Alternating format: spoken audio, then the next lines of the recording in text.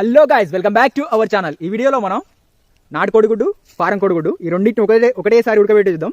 దేంట్లో ఎంత డిఫరెంట్ ఉంటుంది, ఏ కోడిగుడ్డు తినడానికి బాగుంటుంది, దేంట్లో ఎక్కువ ప్రోటీన్స్ ఉంటాయి అన్ని చూద్దాం. ముందుగా అయితే వీటిని రెండింటిని కలిపి ఒకటేసారి ఉడకబెట్టి చూద్దాం. ఇది చూడండి ఎంత చిన్నగా ఉన్నదో, చాలా చిన్నగా ఉన్నది కదా. ఇది చూడండి ఎంత పెద్దగా ఉన్నదో, దాంట్లో సగం ఉన్నది కదా. ఇది